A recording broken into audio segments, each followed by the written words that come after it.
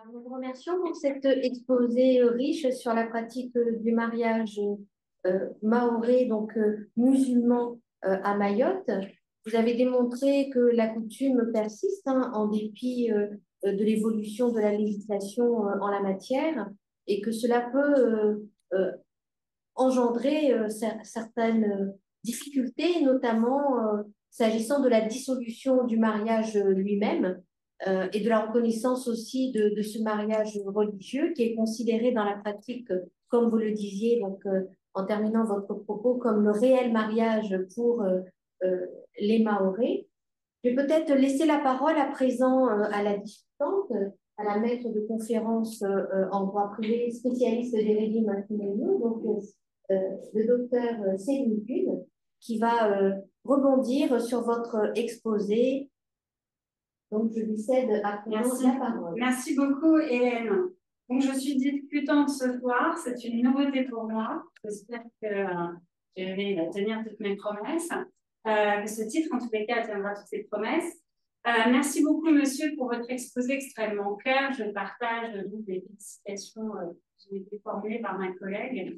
Vraiment, merci beaucoup d'avoir traduit l'évolution à la fois du droit local, donc les différentes réformes qui ont été intervenues, et puis la perception par la population mahoraise, et la façon dont elles se sont finalement plus ou moins appropriées ces réformes. Et à vous écouter, ça n'a pas été vraiment simple, et j'ai plutôt l'impression qu'elles se sont plutôt détournées de ces réformes. Alors, à vous écouter, j'ai plein de questions à vous poser. Je pense qu'il y en a beaucoup sur cette table, et même en distanciel, qui ont plein de questions à vous poser. Moi, l'une des premières, c'est finalement, à vous écouter, il y a un troisième droit applicable à Mayotte. On a le droit local, tel qu'il est issu des différentes réformes. On a le droit commun et on a le droit religieux, coutumier. Est-ce que vous pourriez préciser ses contours et sa définition, d'après ce que j'ai compris de votre exposition? En fait, quand je parlais de droit local, justement, tout à l'heure, c'est enfin, en matière de mariage, il s'inspire justement du droit musulman. C'est pour ça que je fais souvent le parallèle entre le droit, enfin, quand je parle de droit local, en matière de mariage, je fais souvent le parallèle avec le droit musulman. Mais en fait, en soi, il n'y a que le droit local et le droit commun, mais je pense pas vraiment qu'il y ait trois types de droits. C'est juste que le droit local a beaucoup été influencé par le droit musulman et son contenu est majoritairement issu de ce droit, justement. Non, mais ce que je voulais dire, c'est que finalement, dans la pratique, parce que Oui, là, on est en pratique, au niveau de la pratique, le droit local tel qu'il est issu des réformes n'est pas oui, appliqué. C'est-à-dire que oui, le droit local tel qu'il est conçu, c'est-à-dire les personnes de statut personnel, si elles veulent se marier en droit oui, local, normalement, par rapport à l'évolution des réformes, ces personnes qui sont toutes les deux de statut personnel doivent aller devant l'officier d'état civil pour s'unir et avoir une union de droit local. Sauf que ce oui. n'est pas du tout appliqué. Ce qui est appliqué, c'est le droit local ancienne version, je ne sais pas comment le dire autrement. Et donc, c'est pour ça, c'est ça en fait que je voulais voir avec vous. Je vois où est-ce que vous voulez en venir. En fait, le problème dans la pratique, c'est que les Mahorais ne connaissent que le mariage religieux. En réalité, ils ne connaissent même pas l'existence du droit local. Ils connaissent le mariage civil à côté, mais en parallèle, ils ne connaissent que le mariage religieux. Et donc, pour eux, quand ils doivent se marier, ils font appel au mariage musulman, justement, et donc ils n'ont pas tendance à faire le mariage en mairie. Enfin, je ne sais pas si j'ai... Si, je comprends tout à fait. Et parce qu'en fait, ce qui est assez. Le système qui est désormais applicable en tous les cas en droit positif, c'est que ce sont des personnes donc, de statut personnel qui sont censées aller en mairie devant l'officier d'état civil, qui, Oui, lorsqu'ils font le mariage, ne fait pas référence au texte du régime primaire, oui, puisqu'effectivement, le régime primaire ne s'applique pas à ce couple. Et ces personnes mariées seront mariées devant l'officier d'état civil, mais avec une union de droit local. Ce qui veut dire une union qui ne produira pas d'effets patrimoniaux. Et comme vous l'avez très bien expliqué, ça ressemblera à une séparation de biens, puisqu'ils ne seront pas mariés sous le régime de la communauté légale. Et ça, cette information-là, elle n'est absolument pas diffusée. Il n'y a pas de connaissance, ce n'est pas diffusé, parce qu'il me semble que l'une des craintes des couples de statut personnel, c'était d'aller devant l'officier d'état civil et d'être marié et d'avoir une union de droit commun. Alors qu'en fait, ce n'est pas du tout ça le système. L'officier d'état civil les marie, mais les conséquences patrimoniales, dans tous les cas, leur union, ce sera vraiment une union de droit local au sens où il n'y aura pas d'application du régime de communauté légale. Ils n'auront aucun effet au niveau de leur, aucun effet patrimonial à leur union. Moi, ma question, c'était est-ce que c'est connu ça? C'est pas connu du tout, d'après ce que vous. Justement, c'est là que je voulais en arriver là. Les Mahorais ne connaissent pas du tout la législation en la matière. Pour eux, le mariage civil se traduit justement par l'application des règles de droit commun Dans tous les aspects, en fait. et voilà, dans tous les aspects du mariage. Ils ne font pas du tout la différence entre l'union de droit local et l'union de droit commun, justement. Et dès qu'ils entendent parler d'union de droit commun, en fait, ils appréhendent justement les conséquences et c'est ce qui fait que dans les comportements, ils ne font jamais appel à ce type d'union, en fait, finalement. Justement, c'est par manque d'information. Il n'y a pas, il y a jamais eu de sensibilisation, pardon, sur ce sujet auprès de la population. Mais est-ce que vous pensez que s'il y avait une telle campagne de sensibilisation, pour reprendre votre expression, est-ce que ça changerait quand même la perception que les Mahorais ont finalement de ce mariage devant l'officier d'état civil? Est-ce que c'est peut-être pas, est-ce que c'est peut-être trop éloigné finalement de la représentation que la population a du mariage? Bah, je pense que s'il y a une sensibilisation auprès de la population, petit à petit, ils seront amenés à faire confiance au système qui a été mis en place. Parce que moi-même, j'ai remarqué ces derniers temps que depuis que les gens ils savent que je mène des recherches dans ce domaine, ils font souvent appel à mes connaissances pour avoir certaines réponses dont ils ne maîtrisent pas forcément. Et je pense qu'une sensibilisation pourrait petit à petit changer les choses parce que nos anciens, ils commencent à nous faire confiance parce que déjà, dans un premier temps, ils ne maîtrisent pas la langue française. Je ne vois pas comment ils pourraient maîtriser la procédure et ils s'en remettent à nous, finalement, nous, les jeunes d'aujourd'hui, pour justement mettre en avant tout ça et puis les épauler dans leur démarche. Vous avez parlé des caddies et effectivement du fait que ils n'ont plus officiellement, on va dire ça comme ça, au niveau du droit positif, ils n'ont plus donc la compétence pour célébrer les mariages. Ça fait que c'est une loi du 24 juillet 2006 leur retire cette compétence. Ça ne passe pas des ordonnances, enfin, les ordonnances de 2010, c'était bien avant donc, l'ordonnance de 2010.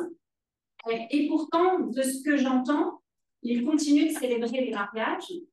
Et moi, ma question, c'est les documents dont vous faites état. Parce que vous dites, ils continuent de rédiger des actes.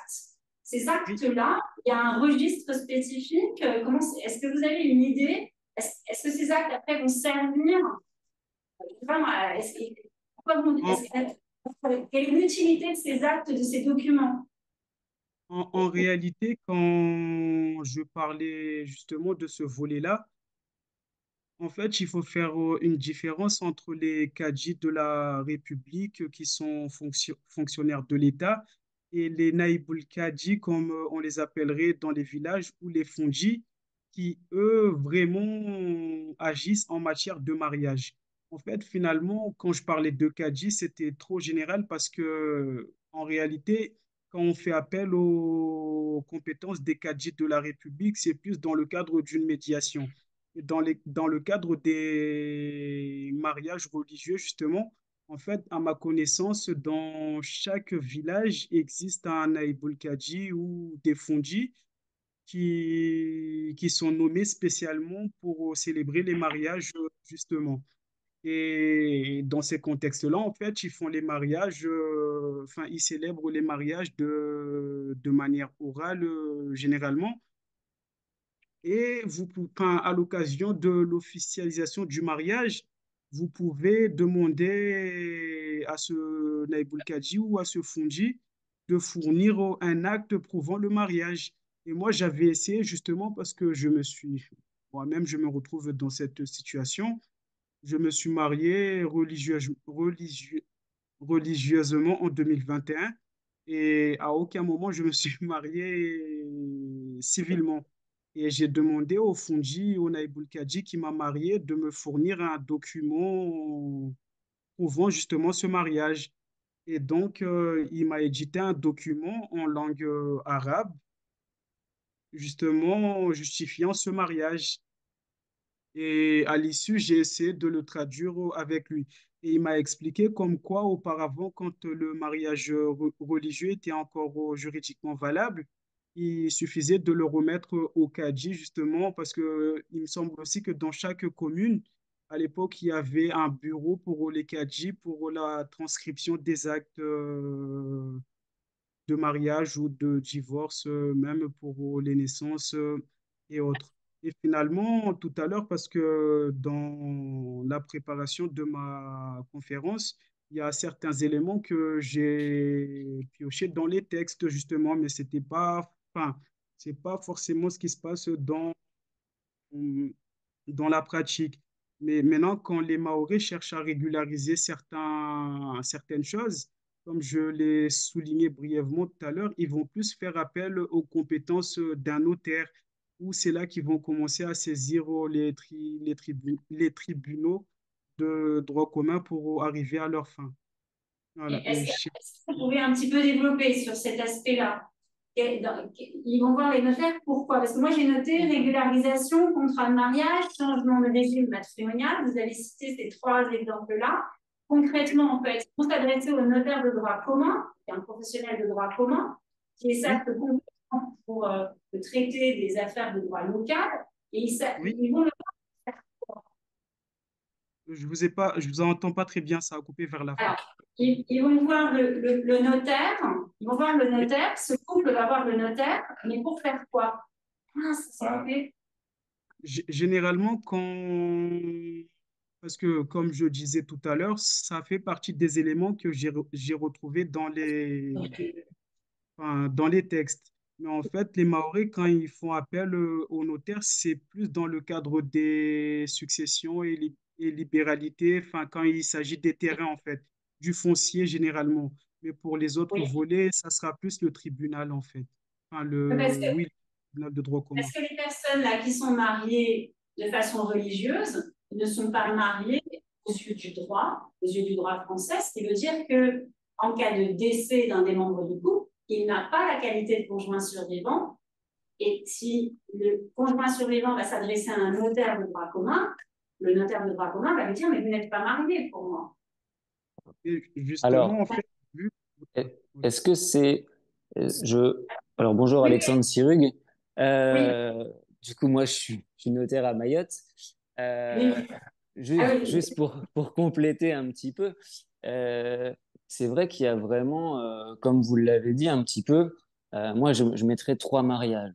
Le mariage donc civil qui avant était célébré par le cadi et qui a bien été retranscrit sur les actes d'état civil. Et dans ce cas-là, on peut considérer qu'on a un mariage sous statut personnel de droit local, avec du coup bah, les effets patrimoniaux que vous avez dit et une assimilation et une séparation de biens.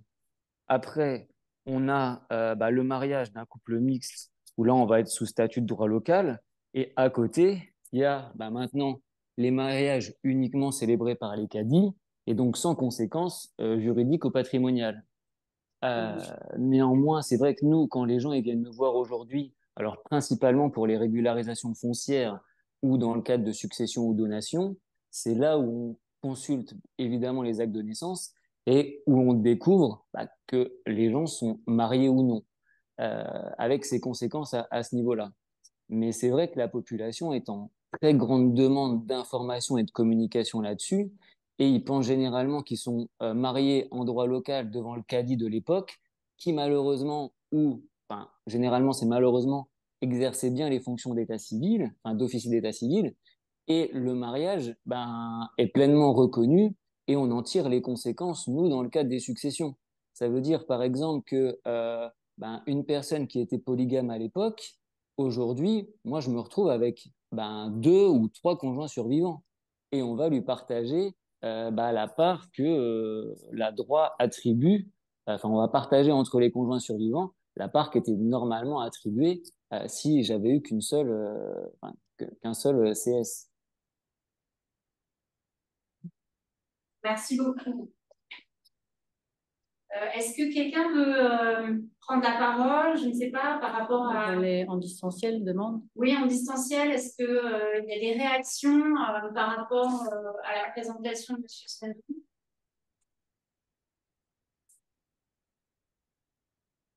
Autour de la table, je ne sais pas. Alors moi, je rebondis encore. Enfin, c'est vrai que je voulais pas remercier pour cette présentation et ce sujet qui sera vraiment très, très, très important pour nous, la pratique locale, parce que derrière, il y a d'autres, comment dire, on a d'autres problématiques qui sont soulevées avec la commission de révision de l'état civil, qui aujourd'hui nous a mis des personnes qui étaient réellement sous statut de droit local, donc avec un mariage en droit local, sont passées en droit commun sans que les effets patrimoniaux n'aient été pris en compte. Autre problématique, la population mahoraise est mouvante et va faire des investissements en dehors du territoire et du département de Mayotte. Un notaire dans l'Hexagone ou à La Réunion, il n'y a pas de contrat de mariage, il va les mettre sous droit commun. Et ça, c'est une méconnaissance qui, malheureusement, est vraiment en défaveur de la population mahoraise. Oui,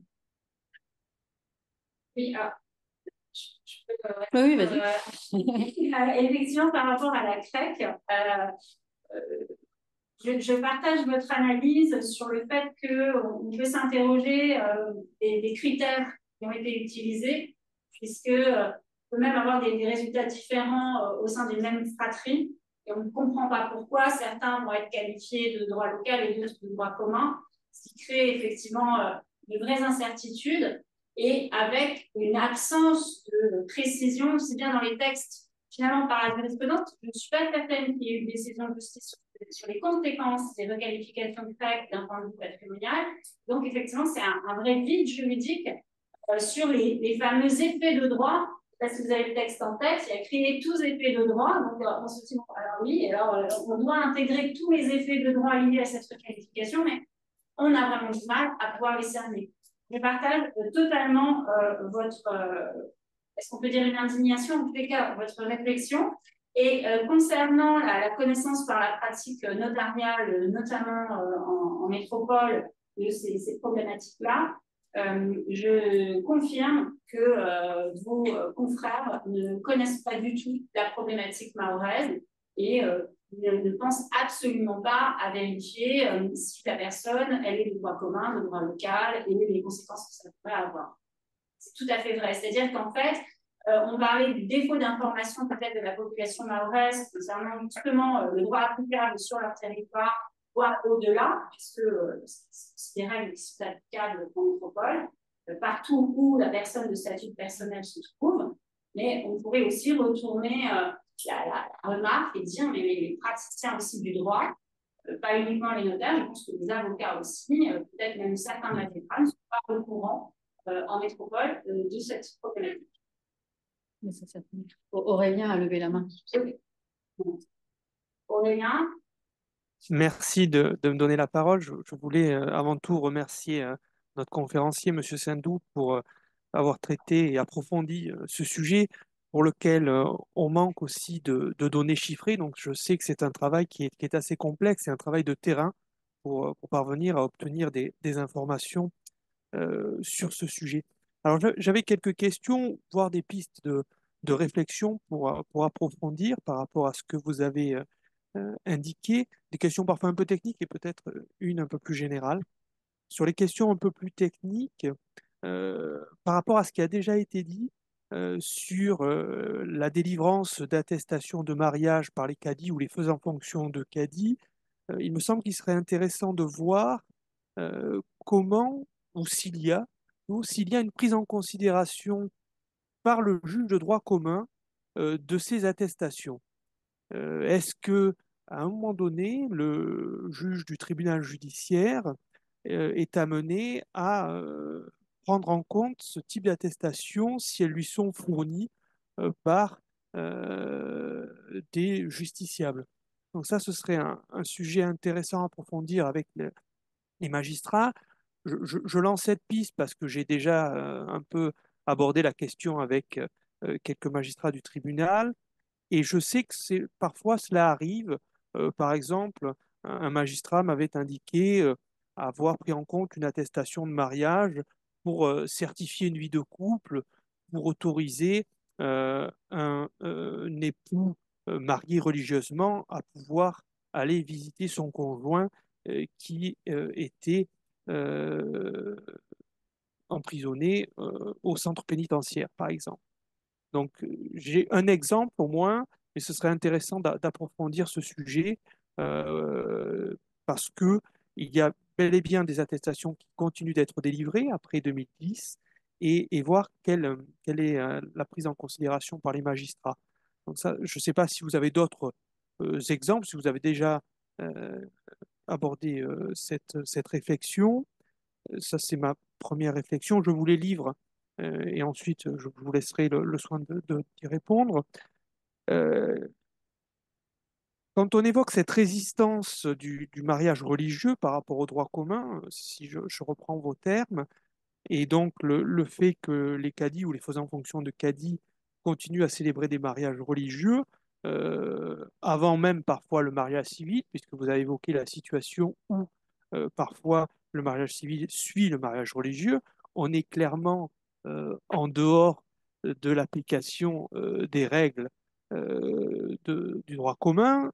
Et, et moi, la question que je me pose, c'est est-ce que le procureur de la République, comme il en a le droit, poursuit ou pas pénalement, puisque on a une disposition du Code pénal qui prévoit cela, hein, l'article 433-21, l'interdiction et les sanctions pour les personnes qui célébreraient des mariages religieux avant les mariages civils. Alors, je pose la question pour savoir si vous l'avez étudié. Euh, Moi, j'ai eu, pour avoir tenté d'obtenir des réponses, j'ai eu peu d'informations sur cet élément-là. Donc, je ne sais pas si ça se fait, si ça se pratique ou pas. Parce que ça voudrait dire aussi, et là je m'avance un peu, mais si le procureur de la République ne poursuit pas, le droit commun, entre guillemets, qu'il représente, sera en complice aussi de cette résistance et de cette poursuite de la pratique du mariage religieux. Même si, évidemment, je conçois que sur le terrain, ce soit assez compliqué de poursuivre un cadi aujourd'hui qui est fonctionnaire de la République devant la juridiction. C'est évidemment, ça peut poser question. Euh, vous, vous avez évoqué une donnée chiffrée qui est un peu ancienne, de 2012, qui est mentionné que 98% des mariages étaient coutumiers et qu'environ 12% étaient cumulés avec des mariages civils. Ce serait intéressant d'avoir de nouvelles statistiques plus récentes parce que je me pose la question, et cette fois-ci qui est plus large et moins technique que les précédentes, de savoir si la femme mahoraise moderne, entre guillemets, aujourd'hui, est-ce qu'elle cherche encore à obtenir un statut que l'on pourrait qualifier, entre guillemets, d'honorable par le mariage?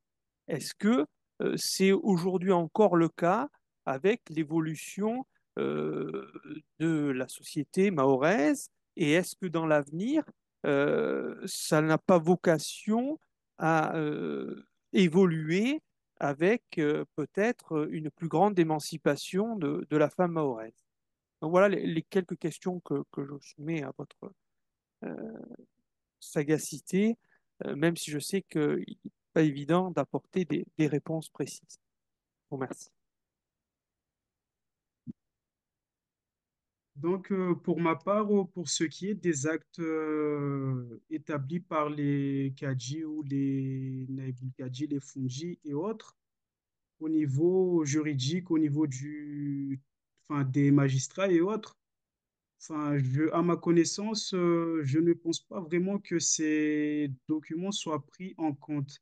Mais après, je dirais plutôt que ce type d'acte serait potentiellement pris en compte plus justement par les notaires ou dans le cadre des successions ou autres, ou bien justement pour apporter des preuves sur l'état civil d'une personne en cas de décès ou autre. Justement, ça permet de justifier vraiment l'état civil de la personne et dans certains cas, mais du coup, ouais, je pense que finalement, si ça dépend des juges, mais ces documents sont quand même amenés à être pris en charge,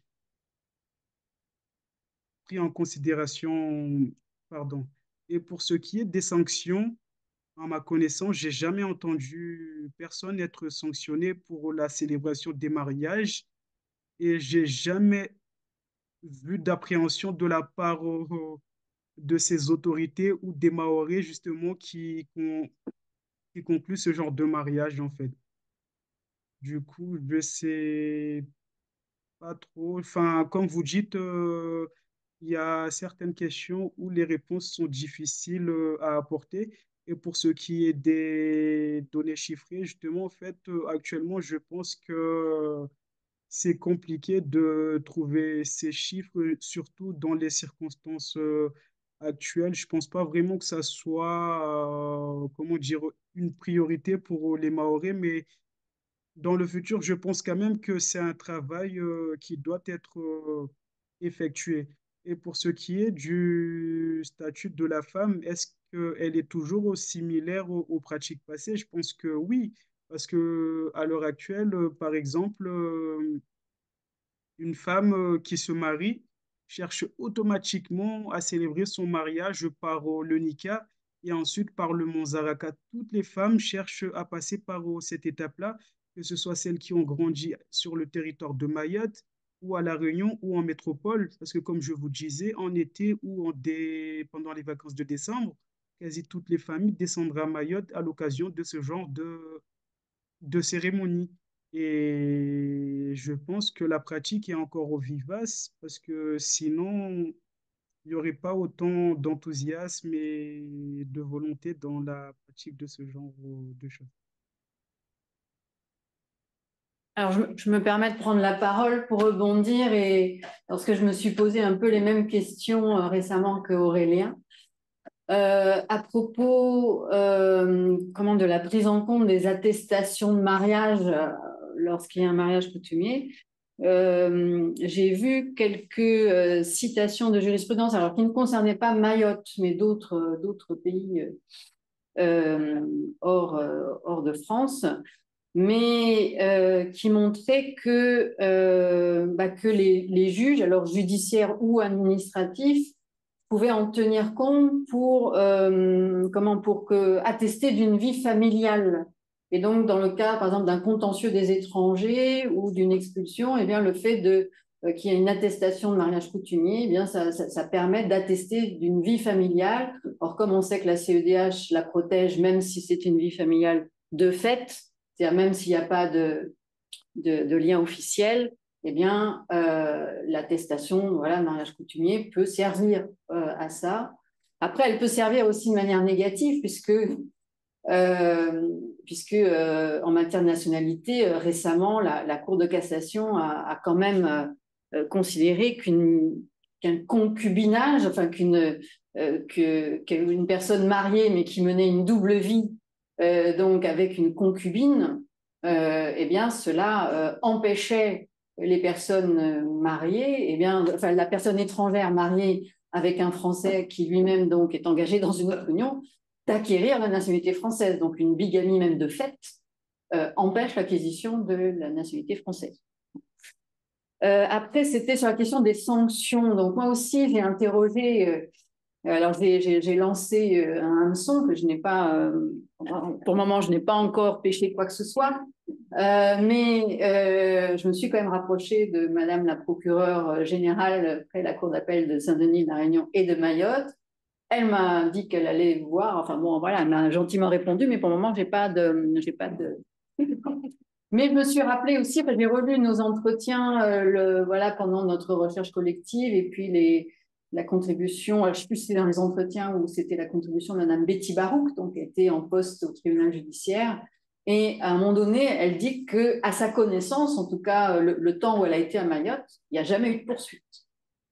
Donc, pour célébration d'un mariage religieux avant d'un mariage civil. Donc, ça, c'était intéressant.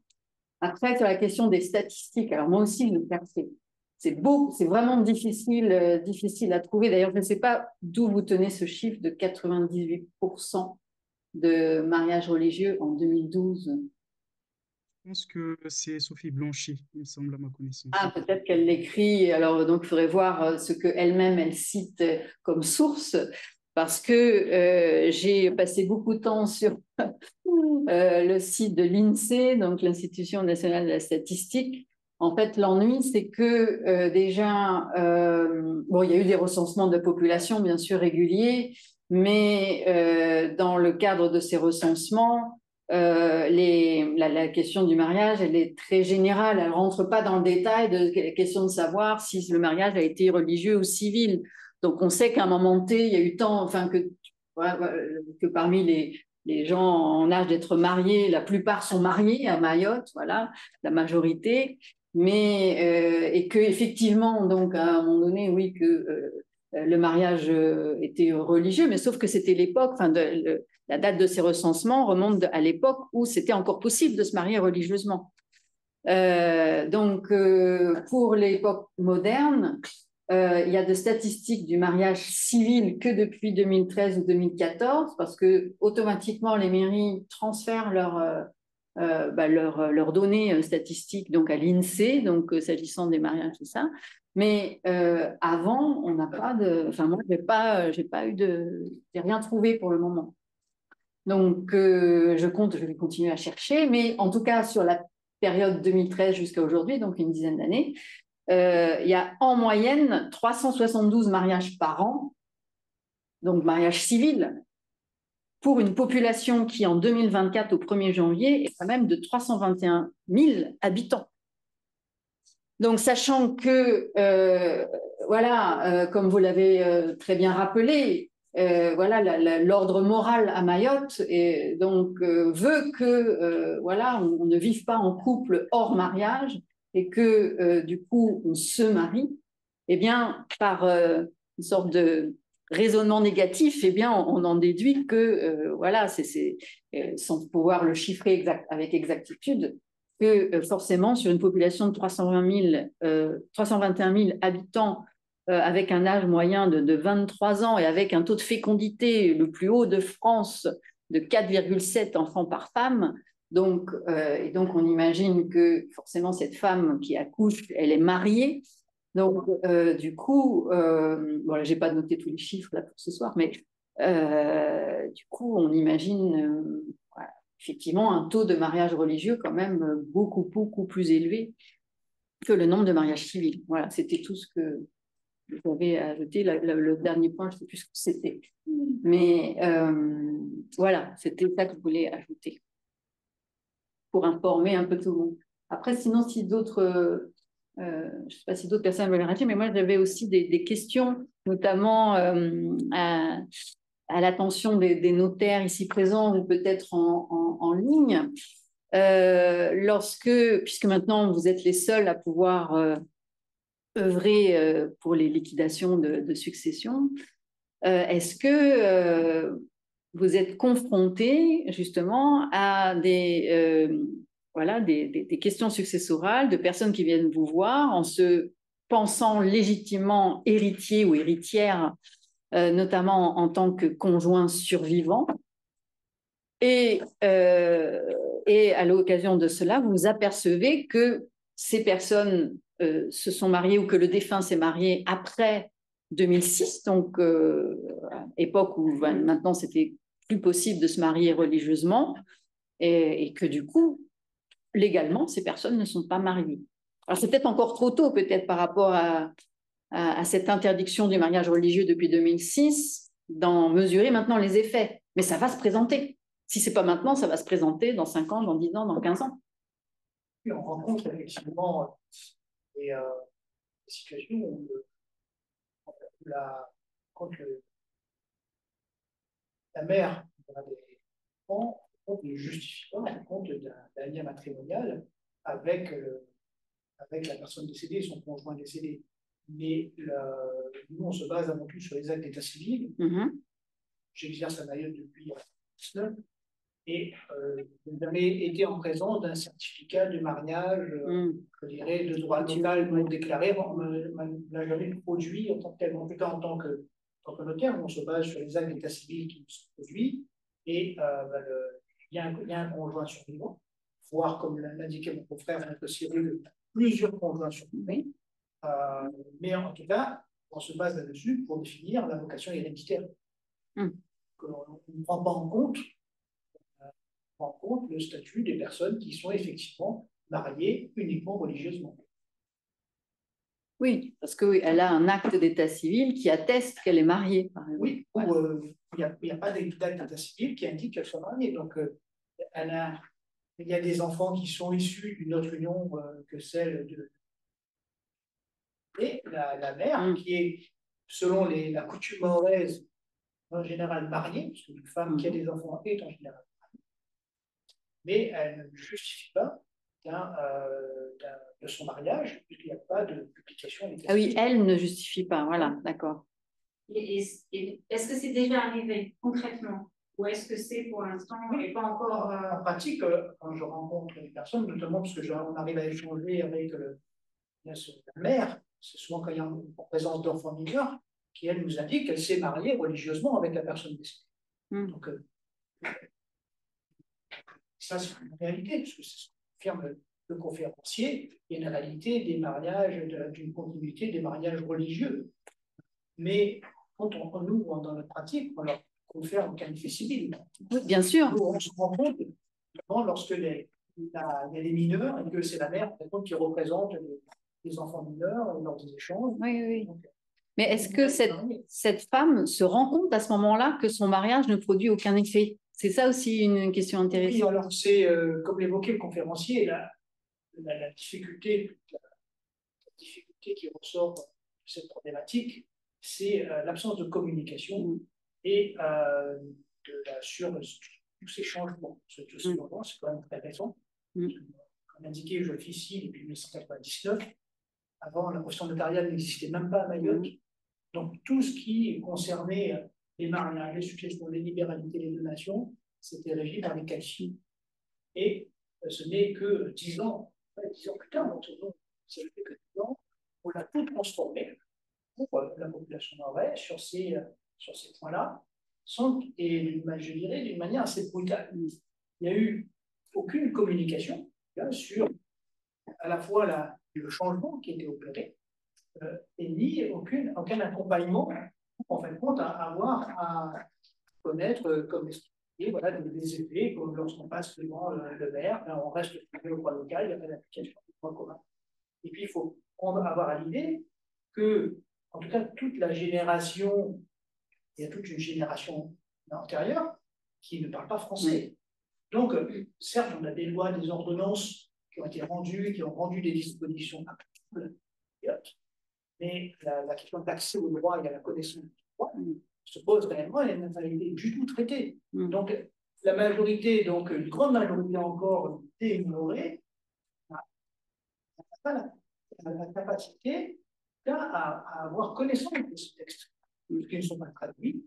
Donc, ce n'est que par des actions de communication, mais même à un niveau qu'il pourrait y avoir une implication et qui va amener ces personnes à faire des mariages réguliers tout en se maintenant dans le droit local et en maintenant leur coutume de grand mariage. Oui. Une question par rapport à ce qu'a pu dire l'intervenant, le conférencier, M. Sindou, il disait que pour lui, donc, le mariage donc, religieux qu'il avait pratiqué donc, avec sa conjointe était une preuve de ce mariage.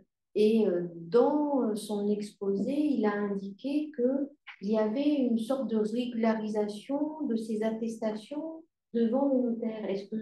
Est-ce que le notaire peut régulariser la question que je me pose? Parce que j'ai l'impression que dans l'esprit des Mahorais, il suffit d'aller voir le notaire pour que le notaire, finalement, authentifie cette attestation. Enfin, je pose la question puisque c'est ce il parlait de la régularisation du contrat de mariage devant notaire. Si j'ai compris, à un moment, il en parlait. Donc, je pose la question, est-ce que vous voyez venir devant vous, enfin les notaires, hein, des personnes qui se sont mariées religieusement, qui ont établi des contrats de mariage Je pense qu'en fait, ce sont des informations désuètes, sont des pratiques qui se faisaient potentiellement auparavant, mais plus maintenant, justement, depuis les réformations. C'est plus au moment où justement le mariage religieux était encore reconnu, je pense. Ouais. C'est une croyance, c'est ça? Oui, c'est une C'est de l'ordre d'une croyance, comme auparavant le cadi exerçait aussi des fonctions notariales. Peut-être que la population croit qu'on peut s'adresser au notaire pour ce type de régularisation, je ne sais pas. Non, moi, personnellement, en tout cas, c'est pas possible. Non, c'est pas possible, ça on est d'accord. Mais Je n'ai pas eu l'expérience personnelle. Je voulais juste vous poser une question, M. Sindou. Vous avez dit que vous avez recherché justement cette attestation pour vous-même. Et c'était dans quel but? Pourquoi vous aviez envie de voir ce document? Justement, c'est pour pouvoir apporter un certain nombre de documents dans le cadre de mes recherches personnelles, dans le cadre de ma thèse. Il y a une partie qui traite justement du mariage. Ah, parce que j'avais cru comprendre que c'était parce que vous ambitionniez d'aller justement devant l'officier d'état civil. Non, rien à voir. D'accord, ok. Rien à voir. Rien à voir. C'est vraiment pour produire des documents justement à l'appui de tout ce que je pourrais dire à l'occasion de ma rédaction. D'accord, merci. Donc finalement, on se trouve vraiment devant un vide juridique. Ah bah oui. Un vide juridique, c'est plutôt une pratique qui ne peut pas être régularisée. Non, mais je pense qu'il ne produit pas d'effet. Qui ne produit pas d'effet. C'est sans doute, comme vous l'avez dit, ça a été très brutal. En plus, c'est excessivement compliqué. Donc, je pense que la population a du mal à s'y retrouver, sans compter le fait que tout le monde n'est pas de statut civil de droit local. C'est-à-dire que même si le mariage religieux avait continué à subsister, si on ne l'avait pas supprimé en 2006, malgré tout, ce n'était permis que pour les Mahorais de statut de droit local. Or, on sait bien que, voilà, on sait bien que la CREC a procédé à des requalifications, comme vous l'avez dit tout à l'heure. Et puis ensuite, contrairement à ce qu'on a entendu là tout à l'heure, en fait, quand il y a une union mixte ou une filiation avec deux parents dont l'un est de droit commun ou est de nationalité étrangère, l'enfant est nécessairement de droit commun, ou ensuite l'union est nécessairement de droit commun. Donc, ça veut dire que même si là non plus, on n'a pas les chiffres, mais on a simplement, par exemple, les chiffres, parce que je vous ai dit tout à l'heure que j'avais regardé aussi quelques statistiques en matière de nationalité. Comme il faut que les deux soient de nationalité française, qu'ils soient tous les deux de statut civil de droit local pour que leur enfant soit ensuite de statut de droit local, sachant que la moitié des enfants qui naissent à Mayotte sur une année ont un parent étranger. Ça veut dire que forcément, mathématiquement, il y aura au bout de, alors je ne sais pas au bout de combien de temps, mais il n'y aura plus personne de toute manière qui sera de statut civil de droit local. Alors cela dit, sur la question de la pratique du mariage, je crois que ça ne change rien parce que j'ai quand même le sentiment que l'on soit de droit commun ou de droit local, on s'en fiche complètement, on se marie religieusement et puis c'est tout. les étrangers de la même manière, sauf lorsqu'ils ont besoin de papier.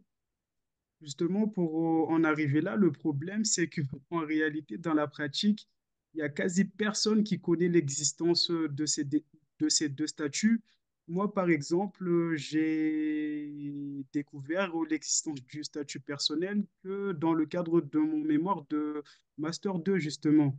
Et à Mayotte, si tu demandes à une personne de quel statut il est, la personne ne saura pas te répondre. Et comme vous dites, ça sera peut-être amené à disparaître s'il n'y a pas de sensibilisation. Parce que moi, par exemple, quand je consulte mon acte d'extrait de naissance, il y a bien écrit la mention droit local. Enfin, pour ce qui est de mon extrait, moi, quand je prends l'extrait de ma femme qui est d'une autre commune, il y a cette mention droit local.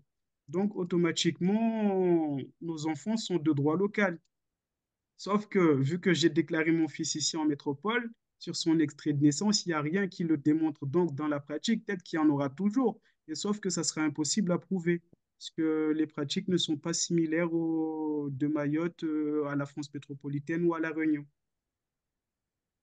Oui. Et est-ce que vous l'avez signalé ou pas du tout, justement, quand vous avez fait la déclaration Justement, quand ouais, j'ai fait la vous avez dit reconnaissance de quelque chose sur grossesse, ça? j'ai demandé à l'officier d'état civil quand je suis parti faire la déclaration de naissance, et la personne même qui a demandé à son supérieur, et personne ne connaissait l'existence de cette procédure, en fait, de ces mécanismes.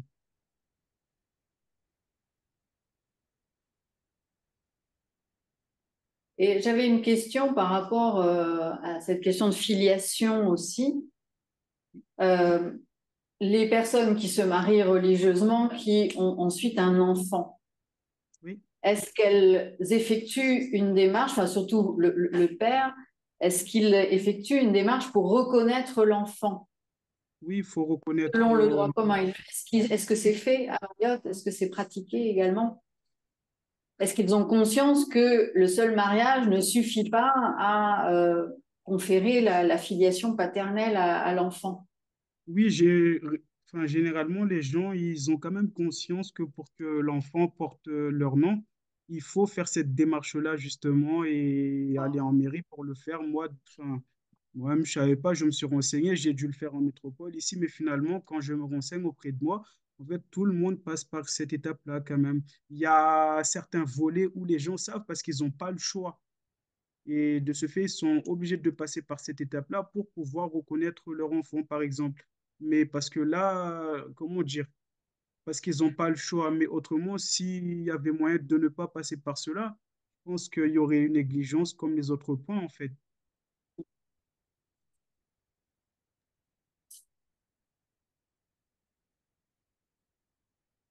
Après, uniquement pour compléter, on va avoir, nous, notaires, dans notre pratique, une autre difficulté, c'est que les mairies de Mayotte sont en train de moderniser tout leur système d'état civil et ils passent sous l'application Comedec qui, nous, est obligatoire pour les notaires, donc en traitement informatisé des données d'état civil et donc ça va beaucoup plus vite pour récupérer les extraits, mais à aucun moment les mairies elles-mêmes qui ont mis en place ce système n'ont pensé à intégrer de mentions de droit local ou droit commun.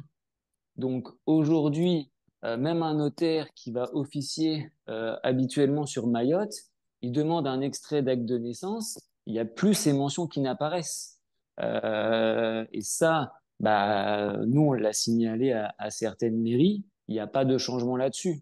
Donc en pratique, si les gens n'ont pas conservé d'anciens extraits d'acte de naissance et s'ils n'ont pas la possibilité d'aller sur place pour directement en récupérer de nouveaux, nous, les notaires, on va être complètement à faire, enfin, en tout cas, à ne plus appliquer ce droit local, puisque dans les faits, il va vraiment complètement disparaître. Mm. Après, moi, personnellement, je pense que dans les textes, les pratiques, enfin, comment dire, dans les textes, tout va disparaître, mais en pratique, je ne pense pas que ça sera le cas. Et tôt ou tard, je pense qu'on va devoir revenir sur ces modernisations. Je sais pas quand, mais au niveau de la pratique, il n'y a pas eu d'évolution systématique, il n'y a pas eu de majeures évolutions à ce niveau-là. Alors, après, c'est vrai que moi, j'ai pas l'expérience de mettre Popino sur Mayotte, mais de ma petite expérience, j'ai très, très, très rarement, en fait, d'éventuels conjoints survivants, ou en tout cas qui pourraient se revendiquer comme tels, mais avec uniquement un mariage religieux, donc qu'on n'a pas la qualité juridique. Au final, même quand on donne la règle, bon, ben, ça revient aux enfants, ok, à tous les enfants. Il n'y a pas forcément comment dire, de contestation ou de revendication et encore moins de volonté d'aller en justice pour faire reconnaître un éventuel droit. Effectivement, parce Nous, qu'en hein, fait, moi, il n'y avait pas de réelle revendication. Mm. C'était plus de dire que je constatais, en fin de compte, c'est-à-dire que, m'appuyant sur la bonne foi de la personne qui se présentait pour moi, qui m'indiquait être réellement marié religieusement, mais c'était plus une information qu'elle communiquait d'une revendication, effectivement. Il n'y a, il n'y a pas de revendication donc d'une qualité de conjoint dans le cadre du règlement des successions lorsque le mariage a été uniquement religieux. justement, en fait, les Mahorais, dans leur pensée, tant qu'ils peuvent faire les choses dans un cadre privé, ils le feront. Ils feront appel aux autres autorités, notamment magistrats ou notaires, seulement quand ils n'auront pas le choix, ils le feront par défaut. Mais tant que ça peut se régler dans un cercle privé ou familial, ils resteront sur ce cercle-là. Alors moi, je reste convaincue que, en fait, la question ne se pose pas encore, puisque tous les mariages qui ont été conclus avant 2006 sont valables. Et donc, ça concerne du coup plusieurs générations et un grand nombre de couples. Et donc, seuls ceux qui... Il y a peut-être aussi une nuance à faire, c'est-à-dire qu'avant 2006 aussi, les cadis mariaient en droit local des personnes aussi qui n'étaient pas de nationalité française. Et donc, on voit des unions de droit local. Qui n'auraient pas dû être de droit local.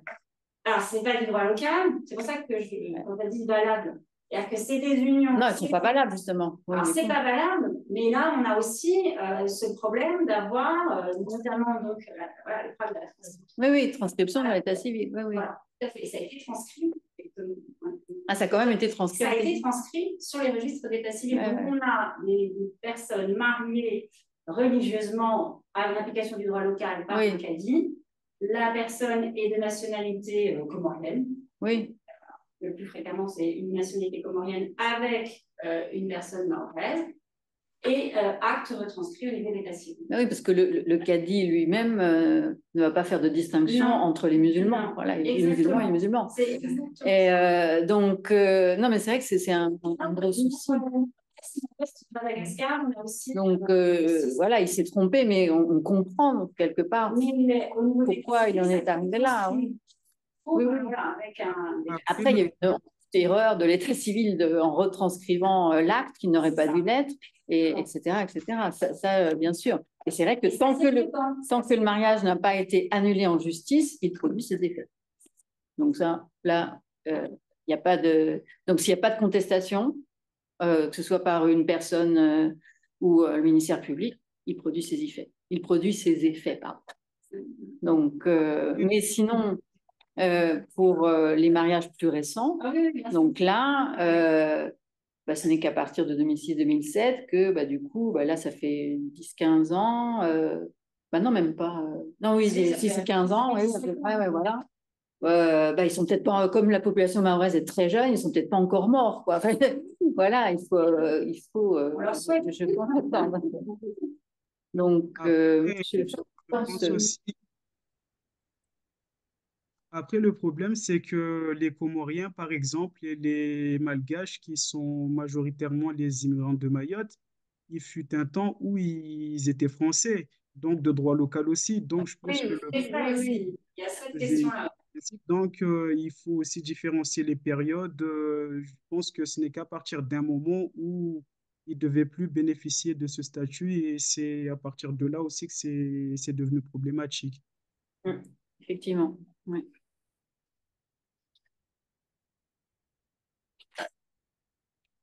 Alors, vous avez encore d'autres questions? J'aurais peut-être une Ah oui, dernière, oui. sauf d'autres interventions. Vous travaillez sur les statuts personnels dans les Outre-mer. Aurélien. Voilà. Cette pratique du mariage à Mayotte existe-t-elle dans d'autres collectivités ultramarines et les effets et problématiques vous semblent-ils voilà, proches ou totalement différents de ce que vous Moi, constatez à Mayotte? en réalité, je fais une étude comparative entre le statut personnel kanak et wallisien et foutounien et maoré. Et de ce fait, en fait, dans les autres territoires, le mariage coutumier existe bel et bien. Et sauf que, contrairement à Mayotte, ces mariages-là sont toujours reconnus. Mais à Mayotte, en fait, ils ont, je pense, hein, à mon avis, après, ça n'engage que moi. Ils ont essayé d'éjecter le mariage maoré par rapport à la religion musulmane, justement. C'est pour ça que ce mariage-là a été éjecté, parce que pourquoi ça existerait dans les autres territoires, notamment la Nouvelle-Calédonie et Wallis-et-Futuna, le mariage coutumier, et pourquoi on ne le garderait pas pour Mayotte? Je pense que le problème, c'est plus la religion finalement.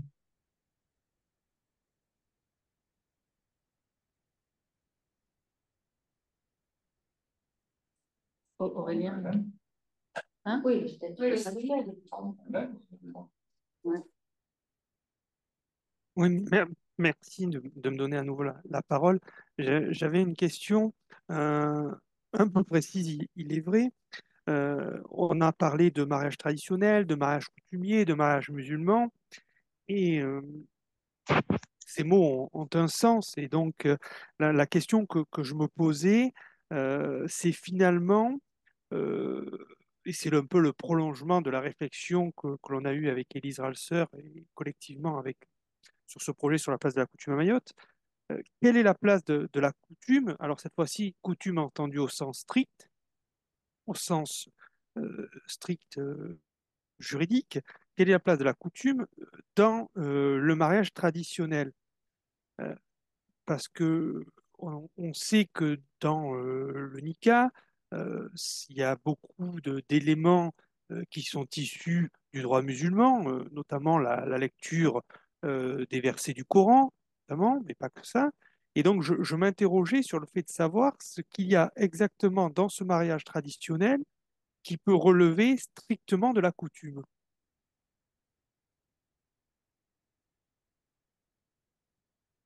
Ouais, je dirais que finalement, en fait, enfin, ce qui relèverait de la coutume, donc qui ne relèverait pas de la religion, finalement, c'est au niveau de la célébration, au niveau social, en fait, par rapport aux cérémonies qui se tiennent une fois le mariage religieux effectué, mais ce volet-là n'a jamais intéressé personne, en fait, finalement. Donc, c'est le grand mariage. Oui, je dirais ça, oui. Parce que juridiquement, ça n'a pas d'intérêt pour les juristes. Je vous remercie pour votre premier élément de réponse. Moi, là, en allant un peu plus loin dans la réflexion, mais sans vouloir non plus monopoliser la parole, je, les obligations qui découlaient de ce mariage, si certaines, en tout cas de ces obligations, pouvaient être qualifiées de coutumières. Je pense au chungu, notamment, et je pense aussi ce qu'on appelle le maniaouli aussi. Et donc, en fait, dans ma réflexion, et si je voulais partager avec vous, voir un petit peu votre analyse aussi, est-ce que il n'y a quand même pas tout de même au moins une ou deux obligations, et donc là au sens juridique, qu'on pourrait qualifier de coutumières, mais qui seraient des conséquences du mariage, qui ne seraient pas euh, le mariage lui-même. Effectivement, oui, enfin, si on raisonne ainsi, je pense quand même qu'il y a des éléments, enfin, j'y avais pas pensé à l'instant T, mais comme vous dites, lorsque la femme hérite de certaines choses de ses parents ou de son père, là, c'est plus dans le cadre coutumier, justement, et plus religieux, ouais. J'avais pas analysé les choses de cette manière-là. Finalement, enfin, dans les effets, justement, il y a quand même une partie qui relèverait de la coutume, ouais. Mais dans la conclusion en elle-même, je pense, c'est plus le côté religieux et pour le reste, il y a un mélange de tout. Après, il faut différencier les différents éléments. Merci pour votre réponse. Simplement, ce que je voulais partager avec l'ensemble des, des participants, c'est en fait de dire que euh, de la coutume, il n'y a que peu de choses. Aujourd'hui, l'exemple du mariage qu'on évoque aujourd'hui euh, est peut-être généralisé euh, parce que finalement, il y a assez peu d'éléments qu'on peut qualifier strictement de coutume à Mayotte, au sens strictement juridique. Je vous remercie. Ah, moi, j'avais juste encore une dernière question à Monsieur Sindou. Pour revenir un peu sur votre, en fait, c'était votre conclusion, mais vous n'avez pas forcément développé. Donc, puisque la pratique du mariage, traditionnel, alors qui inclurait le mariage religieux, puis le grand mariage, donc pour rebondir sur ce que vient de dire Aurélien, donc puisque cette pratique du mariage, elle est très commune, très développée, alors qu'elle ne produit aucune conséquence juridique, elle ne produit plus aucune conséquence juridique. Qu'est-ce que vous proposez comme solution? Vous l'avez évoqué, mais est-ce qu'on reste en l'état? Est-ce qu'on ne fait rien? Est-ce qu'on réintègre d'une manière ou d'une autre le mariage coutumier, traditionnel? Justement, oui, je pense qu'il faudrait en réalité aller dans le sens des Mahorais et essayer de revenir sur la régularisation justement du mariage coutumier ou religieux, comme on pourrait le qualifier, parce qu'autrement, on serait que dans l'illégalité jusqu'à la fin, on restera dans l'illégalité. Et il faudrait revenir sur le système initial, je pense, mais de manière moderne. Comment, enfin, il faudrait que j'y pense peut-être dans le cadre de mes recherches.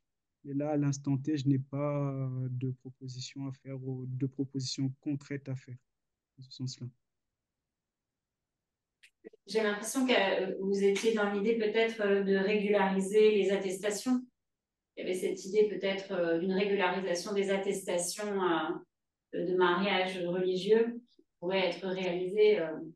Alors, Ça, ça, ça pourrait être pourrait une. être Ça pourrait être une piste parce que justement, parce que les Fundis ou les Kadji, ils ne le font pas systématiquement, mais si on les demande de leur faire, enfin, si on les demande de le faire, ils sont en mesure de te fournir justement cette attestation. Mais bon, en français, ça sera compliqué, ça sera plus en langue arabe.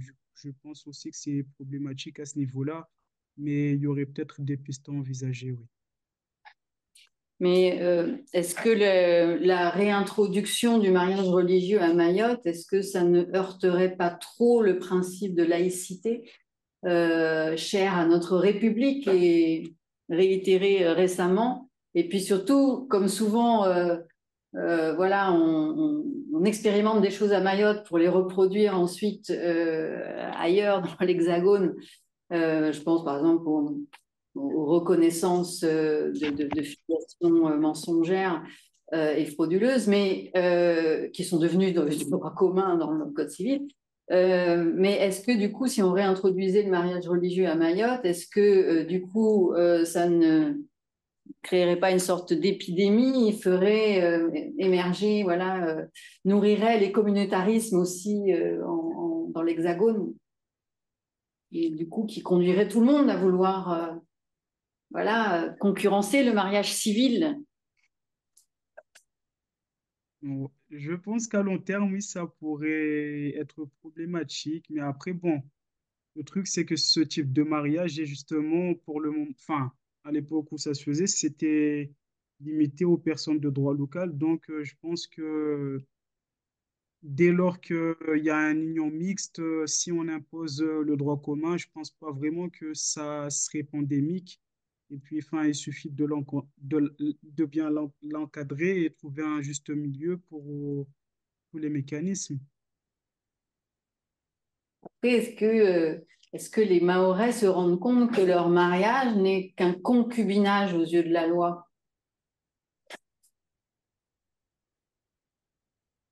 Bah après, je sais pas trop parce que les Mahorais, eux, ils vivent dans la facilité. Ils se marient un vendredi pour divorcer 6 mois après. En fait, ils cherchent la simplicité. Donc, finalement, comment dire, ce sont les procédures qui sont lourdes pour eux. Je pense que c'est plus cet élément-là qui serait à travailler au final. Et je sais pas, j'ai pas encore de proposition, mais je commencerai à y penser dès que j'arriverai à cette partie-là. Oui. C'est vrai Aurélien? qu'après, nous, Ah, pardon. désolé. Juste pour la pratique, en tant que tel, je vois pas forcément, moi, enfin, j'ai pas d'intention des Mahorais de vouloir à ce que ce soit forcément inscrit ou contextualisé à partir du moment où c'est vrai qu'ils n'ont pas du tout connaissance de la règle de droit. Et n'en ayant pas forcément connaissance, ben, ils voient pas forcément ce qu'ils perdent du fait d'avoir ce mariage, on va dire, coutumier uniquement célébré devant le cadi. Et le cas inverse ben, nous arrive également, où une personne nous dit non, non, mais moi je suis pas marié, enfin je me suis marié devant le cadi, donc ça compte pas. Et je dis ben regardez sur votre acte de naissance c'est marqué. Et là par contre cette personne-là est vraiment très très très déçue que le cadi de l'époque exerçait les fonctions d'officier d'état civil et que son mariage n'est pas uniquement religieux, il a des conséquences juridiques. Et là, ben, c'est le déchantement complet. Donc, je suis pas certain que la population mahoraise, mais j'ai pas une grosse pratique, donc je sais pas ce que Maître Popinot en pense, mais voilà. Moi, à mon niveau, je suis pas certain qu'ils veuillent qu'on aille plus loin. Et comme disait le conférencier, c'est vrai que les Mahorais sont plus dans la facilité et rajouter une règle qui va les encadrer, je sais pas.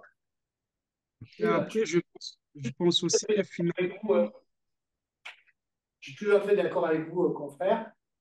Il faut bien comprendre que pour le Mahorais, le mariage est d'abord un acte religieux.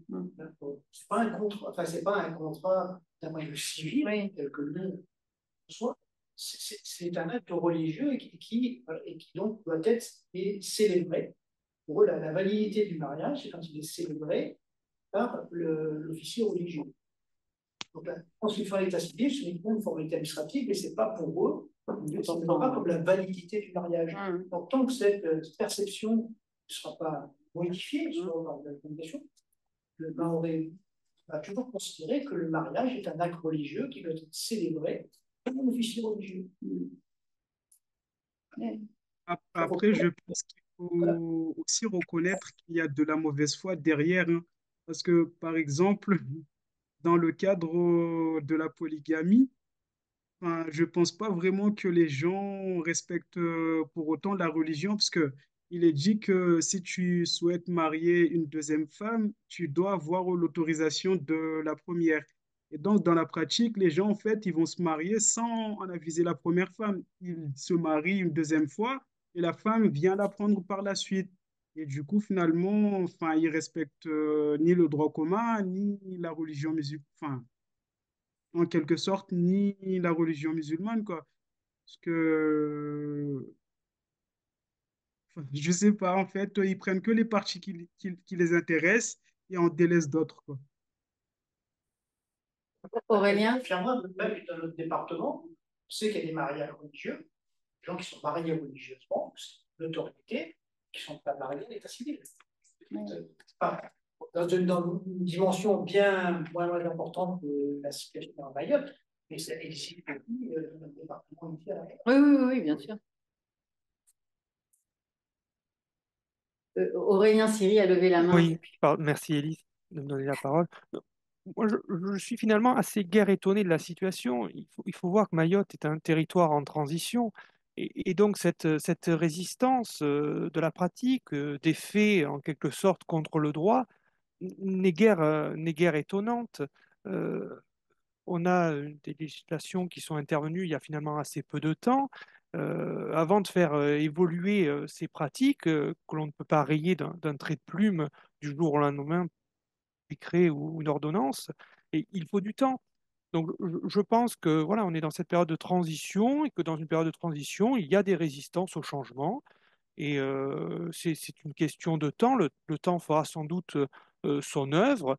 Euh, En revanche, je ne suis pas convaincu par l'idée de dire que parce qu'il y a cette pratique, il faut prévoir une législation, un encadrement.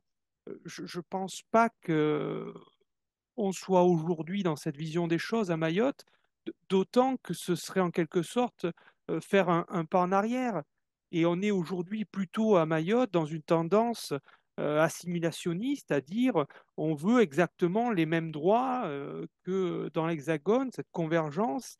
Et comme le disait Élise, créer une particularité pourrait être aussi un appel d'air vers d'autres territoires.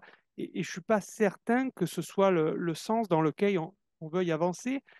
Et si cette pratique des mariages religieux avant les mariages civils est prise en compte, à mon sens, par le droit commun, ce sera sans doute par une volonté plus importante qu'elle n'existe aujourd'hui de sanctionner ces mariages religieux avant les mariages civils. Moi, je vois plutôt, euh, si j'ai tendance à faire des prédictions, plutôt aller dans ce sens que dans le sens d'un pas en arrière.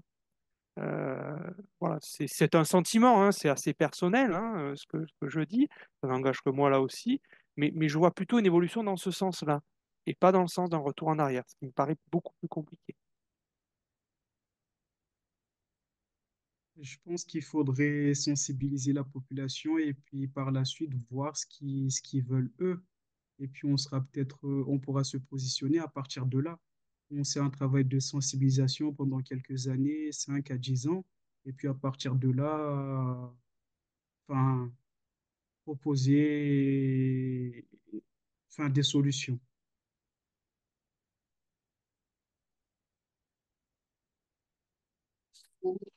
Oui. Bien, si personne d'autre ne souhaite intervenir, nous allons clôturer ce bel atelier et à nouveau vous remercier, Monsieur Sindou, pour cette belle conférence qui pose encore énormément de questions sur lesquelles vous allez travailler pour enrichir votre travail doctoral, nous n'en doutons pas, pour trouver des solutions, des pistes comme vous l'avez si bien dit.